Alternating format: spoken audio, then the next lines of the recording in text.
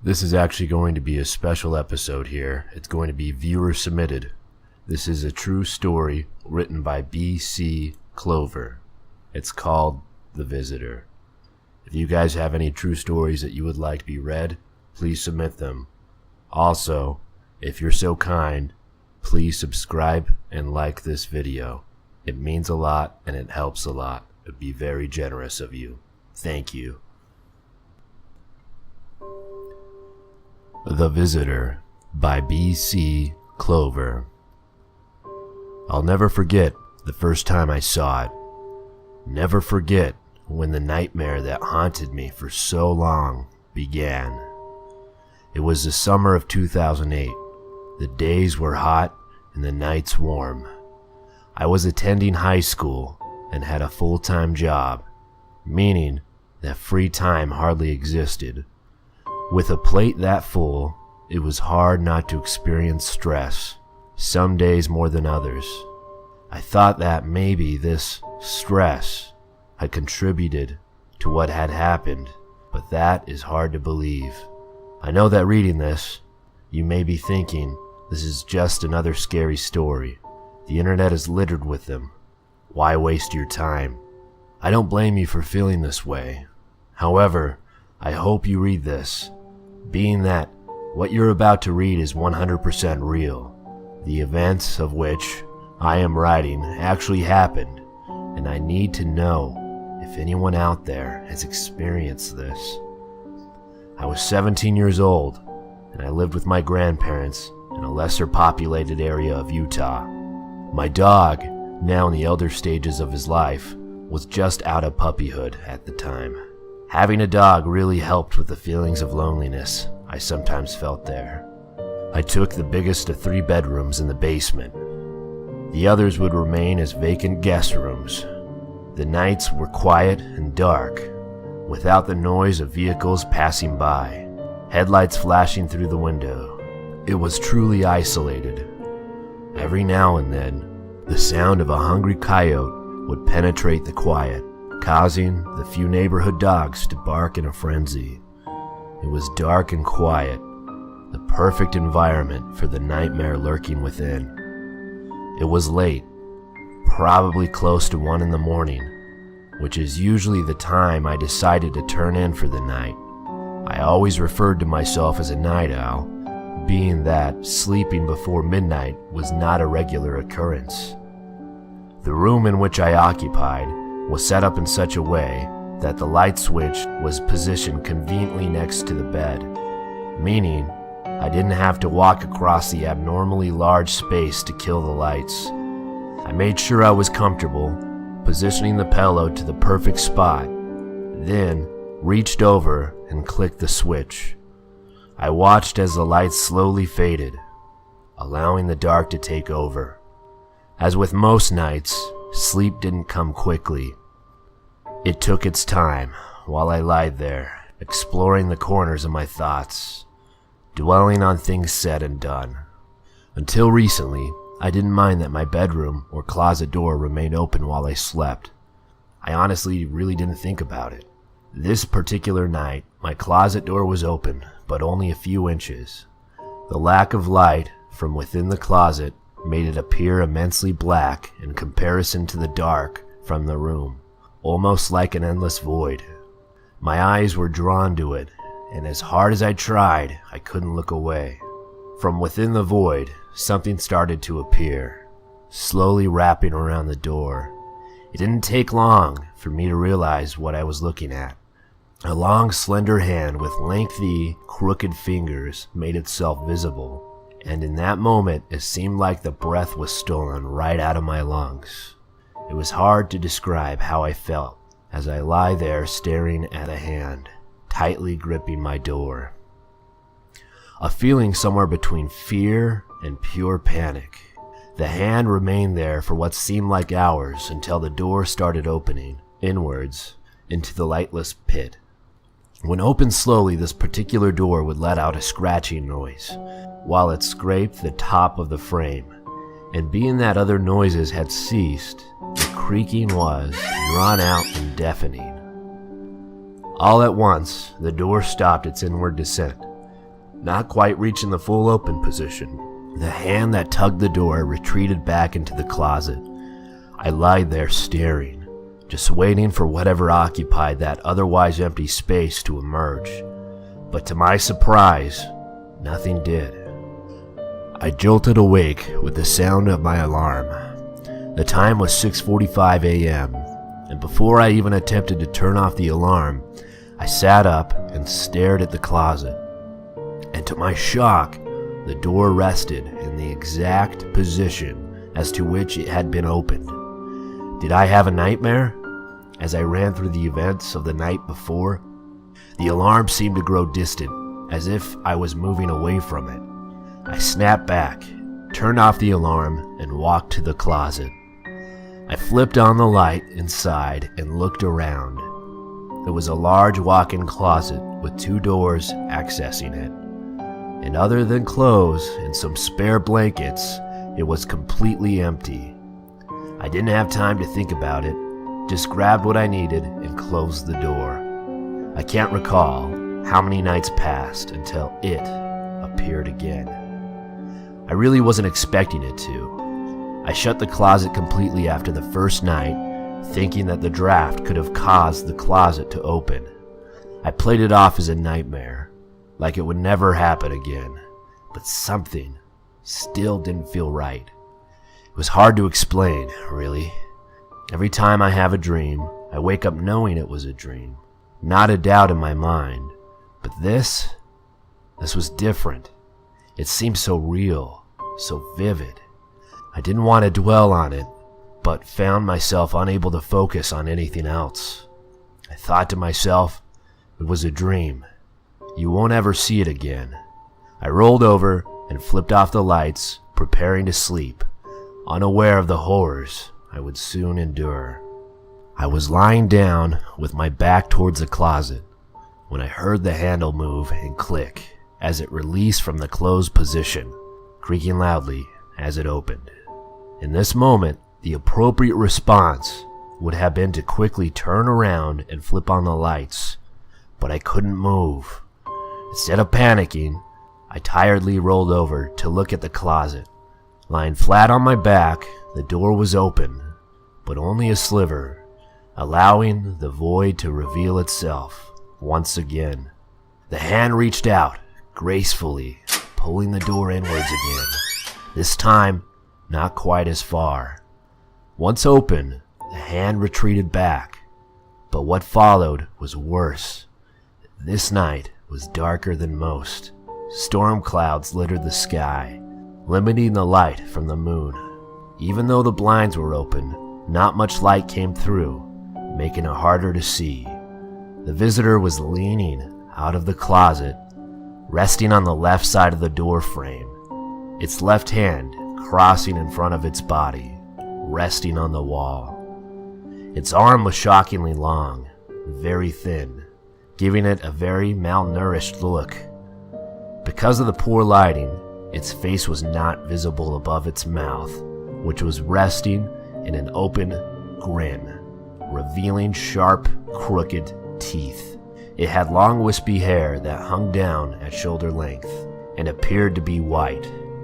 Resting on its head was a top hat that was tattered and well worn. The sight of this alone would cause anyone to scream in fright while scrambling for the light.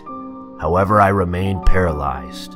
I was frightened beyond belief, but unable to react, almost as if I was in a trance. I lied there, staring at the visitor as it stared back at me. Neither of us moved, nor said anything, the only noise coming from my breathing. Although there was no exchanging of words, its intent appeared malicious. I cannot remember how long this lasted, but the next thing I remember is the sound of my alarm going off, ripping me from my sleep. The first thing I noticed, of course, was the closet was open. I know you may be thinking that I was dreaming, therefore it couldn't be real. Maybe I was sleepwalking and opening the closet before going back to bed. I don't blame you. That thought had crossed my mind as well. I I have exhausted every logical explanation over and over again. However, after these two occurrences, I knew what I was facing was real. This entity was visiting me during the night. It was horrifying, and the worst part was the fact that I didn't know how to get rid of it or where it came from. My dog slept in the exact same spot every night, right at the foot of my bed. He was an abnormally heavy sleeper, and not much would wake him, but that changed quickly as the nights passed. It had been a pretty absent couple of nights, as the visitor remained hidden, but not for long. It was winter now, summer having come and gone. The closet was always bitter cold due to the lack of insulation inside. I had the door closed, of course, keeping my room warm, but also giving the impression that my dog and I were the only residents occupying it. I was riding the fine line of sleep, preparing for my last moments of consciousness to drift off, only to be disturbed by a deep growl coming from my dog, deep within his chest. I looked down the bed to find him fixated on the closet door, now open, letting out a stream of cold, crisp winter air. This visit was different from the others, in that the hand never reached out. Instead, the silence was broken by a light scratching noise from inside the door, causing my dog to stand straight up, growling louder. After a few minutes, the scratching stopped, and my dog lied down hesitantly, still staring at the door. It was dead quiet now. This next occurrence gives me chills thinking about it. Even now as I write this, the dread begins to creep down my spine. I slowly stepped out of the bed, feeling the cold grip at my legs, and headed towards the door to close it. I approached carefully, reaching towards the handle when suddenly the cold came to a halt. Something was blocking the current. I looked into the opening to see the smile of the visitor, the little light coming from the window reflecting off its teeth. I was paralyzed in fear, my arm outstretched towards the handle, eyes focused on this nightmarish silhouette. The visitor stood there, breathing through that small line that separated us. I was so close, I could easily reach out and drag me into whatever hell it came from. I quickly grabbed the handle, slammed the door shut, and flicked the lights on, still staring at the closet. Needless to say, not much sleep followed, and the lights did stay on until the sun streamed through the clouds. After that night, the terror that I felt was in overdrive. I would even say that paranoia kicked in. I would dig through my closet in broad daylight, finding nothing out of the ordinary. I decided that, for the next little while, the closet lights would remain on, and the door would remain all the way open, exposing its contents. Nothing would take me by surprise if I could see the closet the whole time. It seemed the best option at the time, almost foolproof, and I believed it would end the erratic intrusions. As all my previous assumptions, I was horribly incorrect. The next visit came shortly after the previous one. The closet door was open, and the light stretched out into the room, touching the edge of the bed as it had done for the past couple nights. I had fallen asleep earlier than normal due to my sleeplessness. My alarm was set, and my dog was fast asleep. I can't remember what caused my sudden awakening, possibly a dream in which I had fallen down, but I found myself in a sitting position in the pitch black. The closet light was no longer glowing, but the door remained open. My heart began pounding in my chest. My plan had failed, and I was once again in the midst of the visitor. I peered into the closet, now completely black except for the outline of a tall, slender entity standing dead center. Its height shocked me. as I had only seen it hunched against the door frame. It appeared to stand at least 7 feet tall. It stood still, and from what I could tell, it was facing me. I sat there in complete silence, then peered towards the end of the bed where my dog lied sound asleep. I diverted my eyes back to the closet, only to find the figure gone. Panic swept through me as my eyes darted around the room looking for the visitor, who prior had never left the confines of the closet. Nothing. I felt a wrenching in my stomach as I realized the last place I hadn't checked was the last place I wanted to check. I slowly leaned over the edge of the bed, rolling onto my stomach and lowering the top half of my body towards the floor until I could see under the bed. I used the space as storage, which I am sure most people do, which blocked my view to the other side. I couldn't see anything, and that made my panic subside slightly, but not seeing it still meant it was somewhere. Then, just now, I heard it. The closet door creaked behind me. I shot back up faster than I thought humanly possible, waking up my sleeping dog and knocking my pillows to the floor. I looked into the closet to find the visitor standing in the center of the doorway once more, just breathing. I jumped as my dog started barking at the unwelcomed guest. Before I had thought to react, the visitor quickly grabbed the door and slammed it shut. I reached over and flicked on the lights. I opened the closet and turned on the lights to find nothing. It was gone. I couldn't take it anymore. I needed sleep undisturbed. The next morning, I decided to move rooms. Leaving the extra space wasn't ideal, but I needed to sleep. School is difficult, as without the burden of heavy eyelids weighing me down. The move only took a couple hours to complete, being that I didn't have much to move other than the clothes and some small furniture. Every time I stepped into the newly vacant room, I looked at the closet, feeling helpless. I was hoping, with every fiber of my being, that this move would work, but I had my doubts. What would prevent this visitor from following? The new closet was much smaller, but being big enough to have something lurking inside. I packed it full of clothing and shoe boxes, hoping that the more I put in, the lesser the chance it would attempt to follow. I was running out of ideas, and this entity was more daring as each night passed.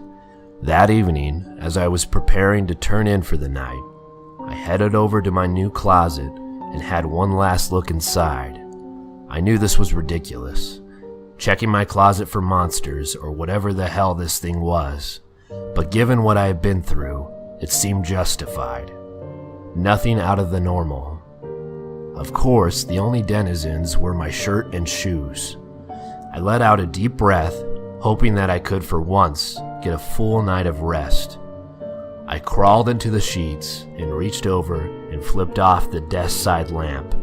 No light switch were close to my bed in this room. The lamp killed quickly with a sharp click, transitioning immediately from light to black. I lied there for several minutes, trying to adjust to the new bed, my dog doing the same at the foot. Once we both settled, silence lingered. In less than an hour, I was sleeping sound for once. Dreams have the tendency to blend fiction with reality, especially when it comes to sound. I shot awake to the sound of a door slamming in the distance.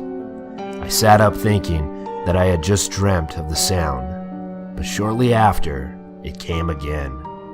There was no mistaking where it was coming from. I turned on the lamp and waited for my eyes to adjust, and once more heard the slam of the door. I stepped out of the bed, commanded my dog to stay, and opened the door to the family room.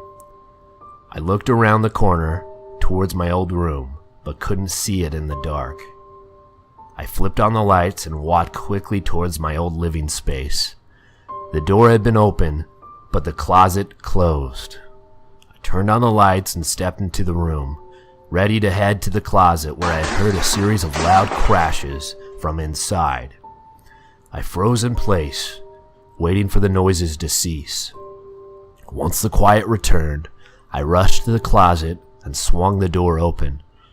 The bars that were used to support the coat hangers and the coat hangers themselves littered the floor, having been ripped from the walls. The extra blankets and boxes stored inside were all scattered in disarray, an act of anger no doubt. I picked up most of the mess, leaving the rest for the next day. I closed the closet and bedroom doors and headed back to my room cautiously. The rest of the night was quiet. This visitor never appeared again, other than in my head. It left as quickly as it came, without any reason. To this day, I cannot understand why it latched onto me. I never figured out its intentions. I have talked to others about it and always get the same responses. Maybe you were just dreaming, or maybe your stress was getting to you. Whatever the reason, I'm glad it's gone. It never made an attempt to hurt me, just seemed to linger. I was frightened, of course. I think anyone would be in this predicament. Even though nothing happened to me, it appeared sinister in nature. To this day, I catch myself thinking about it, especially at night when I have a hard time drifting off to sleep, quickly catching a peek at my closet door. Sometimes I imagine it standing there, and what I would do, how I would react. I imagine it speaking to me, but not knowing what it would say. I think about how easily it could have attacked me. I just wish I had answers. I hope that no one else has seen this visitor, but if you have, I hope you were as lucky as I was to get through it unscathed. This has made me more aware. Growing up, I was always told there is nothing in the dark that isn't there in the light, but I don't believe that. I have seen what is in the dark. I have seen what the dark holds, and I am sure it was there, and I am sure it is still out there, maybe more than one. If you ever hear or see anything in the dead of night, please do not disregard it. The visitor could be hiding out, preparing for something sinister. If your child says they have a monster in the closet, they are not imagining it. Take the time to look. It could save their life.